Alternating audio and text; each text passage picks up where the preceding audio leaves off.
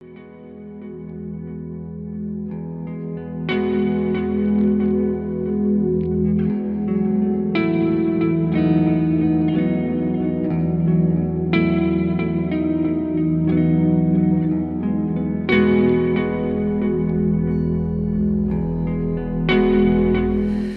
a Jesús. Vamos a orar un momento. Bendito Señor, te damos las gracias, Señor. Gracias, Señor, porque sabemos que estás aquí, Señor. Señor, tú tienes el control de todo, Señor. Tú conoces cada necesidad, Señor, en este lugar, Señor. Señor, te rogamos, Señor, que se mueva tu Santo Espíritu en libertad, Señor. En medio de nosotros, Señor, que podamos salir de este lugar, Señor, renovados, Señor, con más fuerza, Señor, porque tú nos has bendecido, Señor.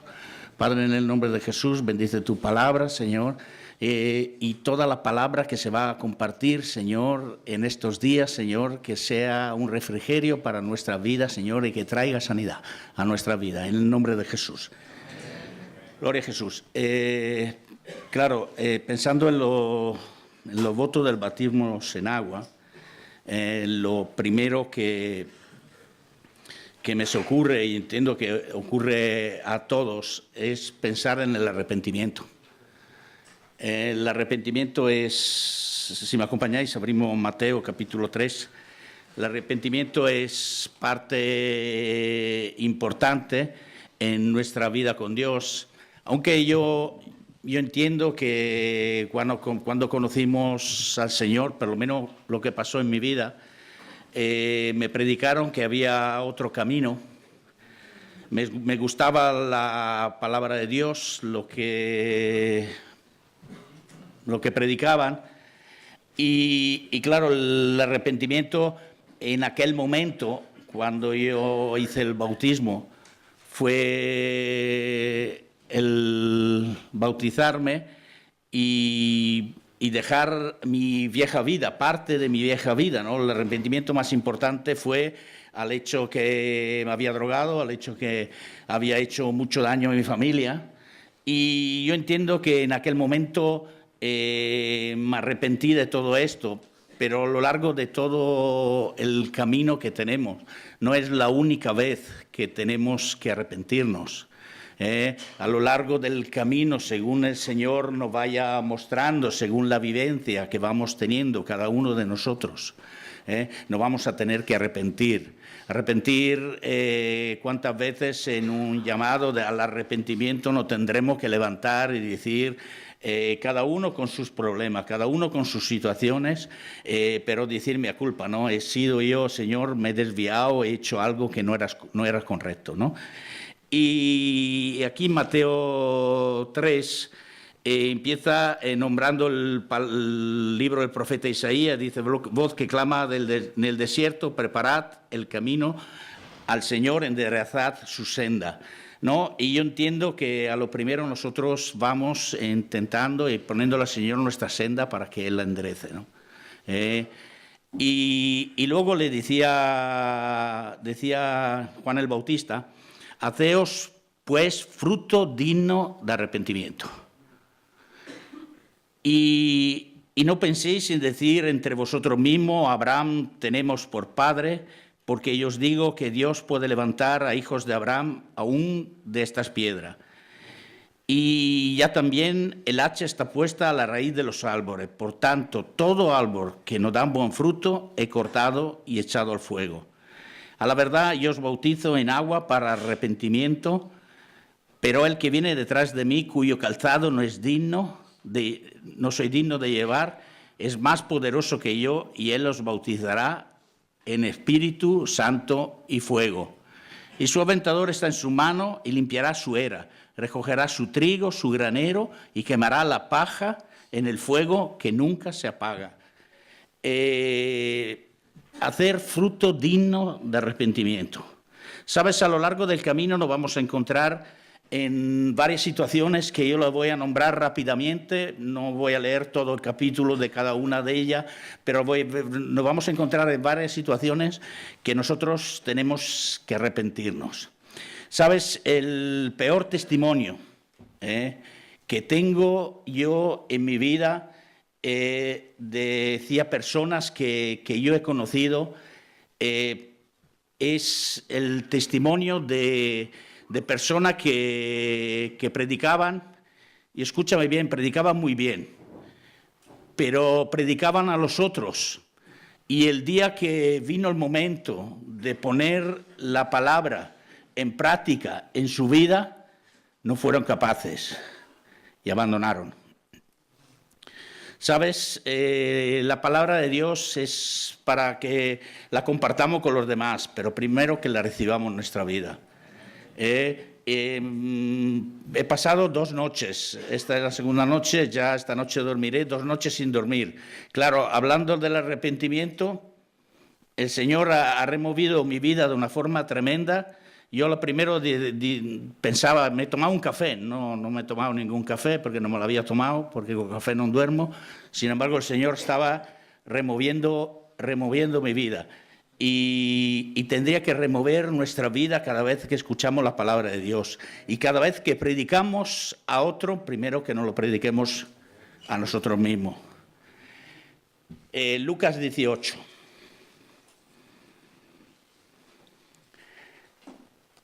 A uno que confiaba en sí mismo, 18:9, como justo y menospreciaban a otro, le dio también esta parábola. 2 hombres subieron al templo a orar. Uno era fariseo y el otro era publicano. El fariseo, puesto de pie, oraba consigo mismo de esta manera: Dios, te doy gracia porque no soy como este hombre, ladrón, injusto, adúltero, ni siquiera como este publicano. Ayuno 2 veces a la semana, doy diezmo de todo lo que gano. Mal publicano, estando de lejos, no quería ni aún alzar los ojos al cielo, sino golpeaba el pecho diciendo: sé propicio a mi pecadora. Os digo que este descendió a su casa justificado antes que el otro, porque cualquiera que se enaltece será humillado, y el que se humilla será enaltecido. La altivez es algo que podemos encontrar a lo largo del camino. Nadie es libre de sentirse algún día altivo. Altivo porque llevamos muchos años en el Señor, pensamos que ya sabemos hacer las cosas, y a veces veo a hermanos en la iglesia que se creen más que otros, porque ya llevan años caminando en el Señor. Sin embargo, la palabra de Dios nos enseña que el que quiera ser el mayor entre vosotros, hágase como el más pequeño. Y esa es la realidad para nuestra vida. Y la altivez, nos vamos a encontrar con la altivez una y otras veces. Pero cada vez que nos encontramos en ella, que el Señor nos dé la gracia de poder escuchar su palabra y poder arrepentirnos.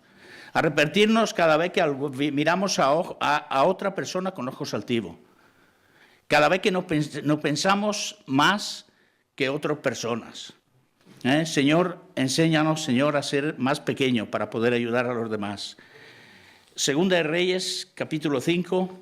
Voy rápido porque son unos puntos importantes que yo entiendo que vamos a pasar cada uno de nosotros en nuestra vida.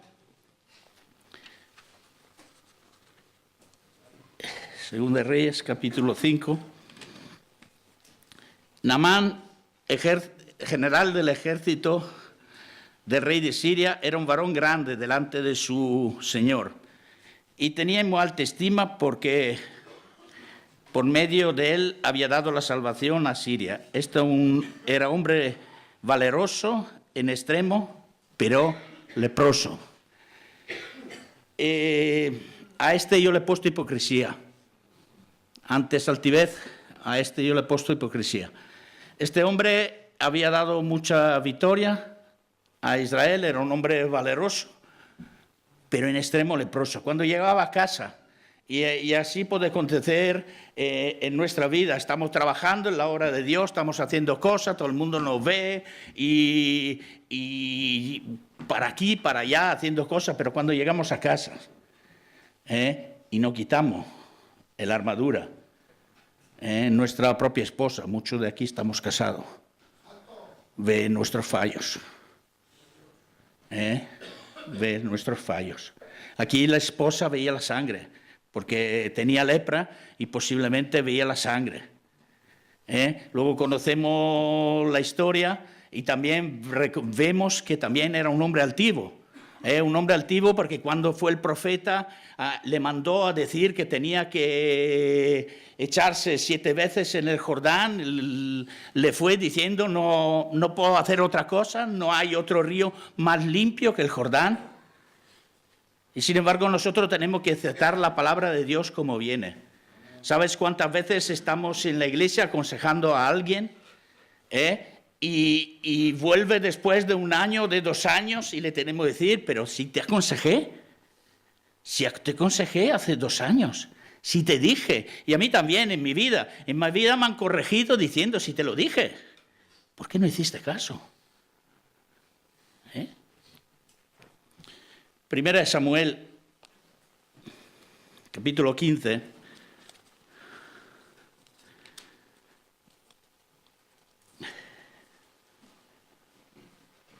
Así ha dicho Jehová de los ejércitos, versículo 2, yo castigaré a Amalec por lo que hizo Israel al oponerse en el camino cuando subía de Egipto. Ve pues y era Amalec, destruye todo lo que tiene, no te apiades de él, mata a hombres, mujeres, niños, todo lo de pecho, vaca, ovejas, camello y asno. Destruye a Amalec, nosotros tenemos que destruir al enemigo delante de nosotros en nuestra vida. Y a veces predicamos, he aquí el que está en Cristo, nueva criatura es, la cosa vieja pasaron y aquí todas son hechas nuevas. Y luego resulta que miramos de entre nosotros y nos traemos muchas cosas que parecía que estaban bien en nuestra vida anterior y van con nosotros. Sí, Señor quiere hacer una obra nueva. Yo siempre le digo a todo que le comparto, si nosotros supiéramos lo que podría cambiar nuestra vida, ser transformada, si dejáramos que Dios hiciera la nueva vida. Y tenemos que ir creciendo en el Evangelio. Creciendo y no huyendo de las pruebas. Las pruebas las tenemos que pasar, las dificultades las tenemos que pasar. No podemos estar huyendo de todo esto y pensar que detrás de todo esto el Señor nos da un crecimiento. Pero Saúl fue desobediente. No escuchó la palabra de Dios. Y la obediencia a media, hermanos, es desobediencia. La obediencia a media es desobediencia. ¿Sabes? Muchas veces yo le tengo que decir a los que trabajan conmigo, pero no te dije esto. No, es que yo pensaba. Y lo mismo que lo hacen conmigo, lo hacen con el Señor. Nos justificamos. Estamos llenos de justificación. Tanta justificación que luego llegó el momento y que viene Saúl y vino Samuel y Saúl se va al encuentro y le dice, bienvenido Samuel, he obedecido la palabra de Dios. Y Samuel le dice, ¿y este es válido? ¿Y estas cosas viejas que te traes, este es válido? Has obedecido a media, ha hecho lo que te ha parecido. Y luego hace algo que nosotros hacemos también. Echar la culpa a otros. Le echó la culpa a otros. Le dijo, es que el pueblo me dijo que hiciera esto. Señor, tenemos que estar rectos en la obediencia. Y cada vez que vemos que no hemos obedecido por total al Señor, Señor, que podamos arrepentirnos. Arrepentirnos de no haber escuchado tu palabra.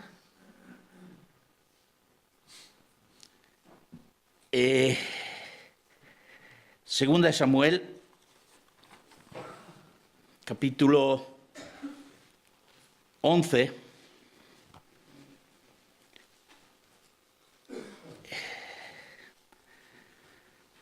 Yo le he puesto a este punto relajamiento, carnalidad en nuestra vida. Y viene a nuestra vida. Dice que aconteció que el año siguiente, en el tiempo que los reyes salen a la guerra, David envió a Joab y a los siervos y a todo Israel y destruyeron a los amonitas y sitiaron a Rabá. Pero David se quedó en Jerusalén. Y es tiempo de guerra, hermano. No es tiempo de relajarnos. La tiniebla avanza. Siempre escuchamos que la tiniebla avanza y vemos el mundo como va hacia adelante y cada vez va peor.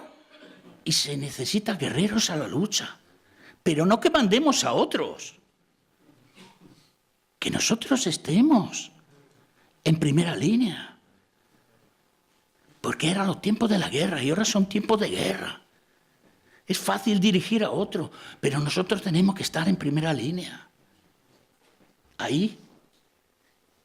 Si no estamos, si solo hablamos, si mandamos a otros, no puede acontecer lo que pasó a David.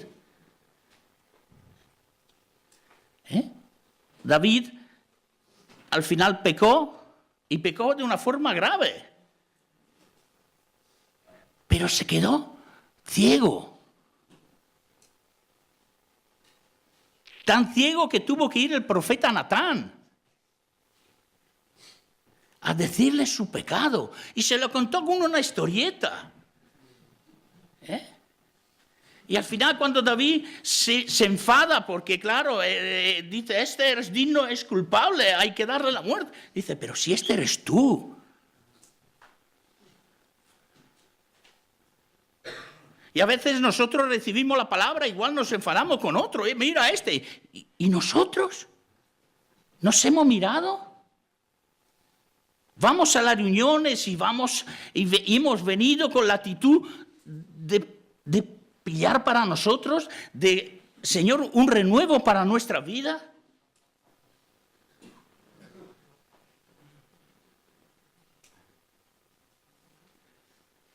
Segunda de Crónica 26, ya es el último punto. Hay una historia de un rey que para mí es un rey tremendo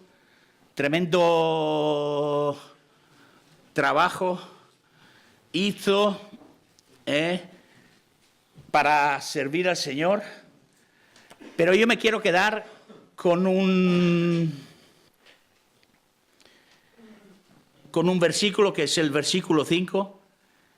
Y este hombre despedazó, hizo por aquí, inventó máquinas para la guerra, hizo muchísima cosa para el Señor. Pero yo entiendo que el versículo importante es el versículo 5, cuando dice, y persistió en buscar a Dios en los días de Zacarías, entendido en visión de Dios, y en estos días que buscó al Señor, Jehová le prosperó. Y persistió. A veces nos relajamos, hermanos. Persistió en buscar a Dios. Ahí. Muchas veces nos viene y siempre estamos, todos los años compartimos a final de año y estamos faltos de oración.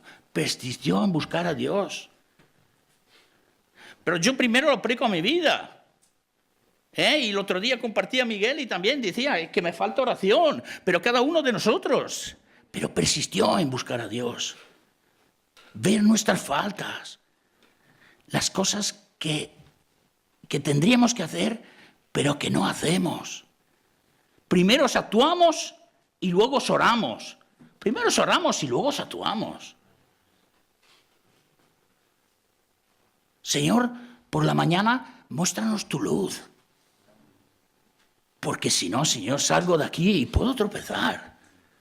Señor, que tu luz me alumbre todo el día, Señor, en todo momento.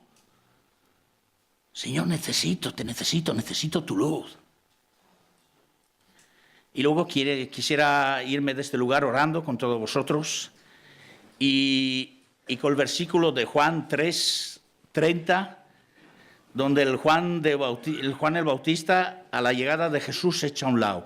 Y nosotros tenemos delante de Jesús y siempre tenemos que agachar la cabeza, echarnos a un lado. Y entiendo que en cada uno de nosotros la palabra de Juan el Bautista tendrían que ser algo real. Juan el Bautista le dijo, Señor, es necesario que yo mengüe más que tú crezcas.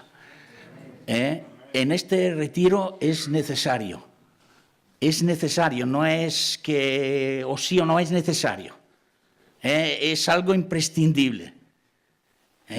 Que si el Señor viene en este momento y nos hace entender que hemos hecho algo mal, que le pidamos perdón, que no busquemos excusas. Señor, perdónanos por las veces que te fallamos. Ponte de pie en donde estás.